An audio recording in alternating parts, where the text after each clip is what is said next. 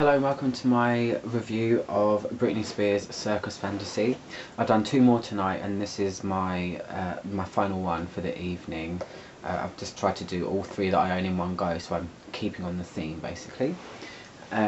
So yeah, this is the fourth and I'm presuming final release from the fantasy line that she's released.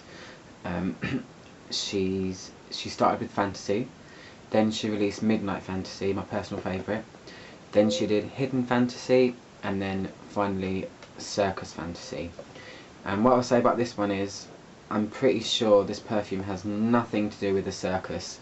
I think it just coincided with the fact that she released her album of the same name at the same time. So it's kind of a marketing thing, as it often is with these celebrity perfumes. I know that's kind of a dig, I'm really sorry, but that's true. When you think of perfumes, usually they have kind of a feeling behind them, but this one, I don't know what this has got to do with a circus, but we'll review it anyway, because I own it and it's really nice. So this one was released in 2009. As I said, it's the last one out of the four.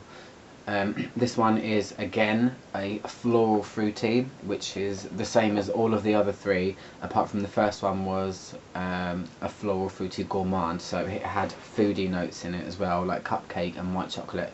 This hasn't got that. So here's the box. It's quite colourful, circusy colours I would say. The back and the front is the same. Britney Spears Circus Fantasy.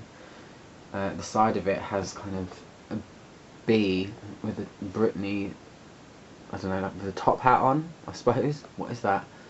Yeah, there's some feathers and some stuff. I don't know. Lots of different things.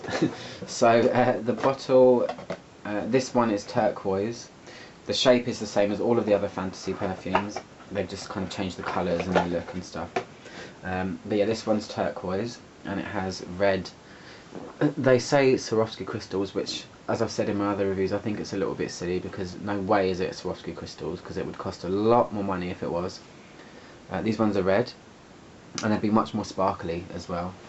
So I'm going to move back in because I keep thinking that I'm talking right to the camera. So yeah, so what's this one got in it? So this one has no foodie elements like the original Fantasy did. This one's just a floral fruity perfume. So it has raspberry in the top and sugar and apricot.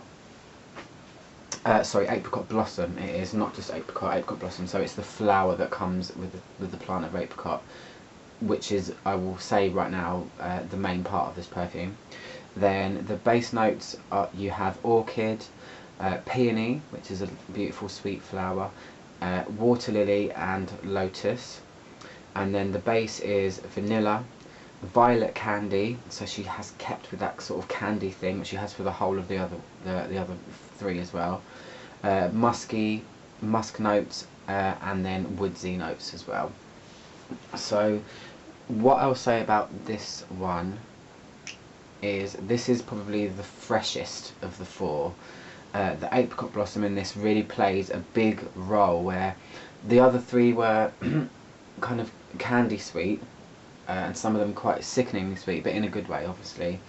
This one I'll spray like I sprayed the others. This one is lifted a lot by the Apricot Blossom. This is the most, it's a little bit more soapy smelling. It's a little bit more like shower product, where the others were like sugary sweet. This one has a lot more lightness to it and a slight more airiness to it. Apricot Blossom, it smells a lot like apricots, to me anyway. Apricot I think smells really nice and it tastes really nice as well. It's quite a distinctive flavour or smell, and that's what this smells like. I have got a slight cold, sorry, but I can still smell, don't worry, it's fine. It's really nice. It's the heart notes of it, where you've got peony, which is a very sweet flower as well, and you've got orchid, which is also really sweet. Actually, vanilla's an orchid. Not that this is a vanilla-y orchid, but orchid is really sweet smelling flower too. So she always picks those sweet kind of things. But the Apricot Blossom in this keeps it from being toothache sweet and choking sweet. It's just, I think this one's just the most refreshing version well, not version I should say, sorry, because it's not a different version. This is the most refreshing addition to the Fantasy line.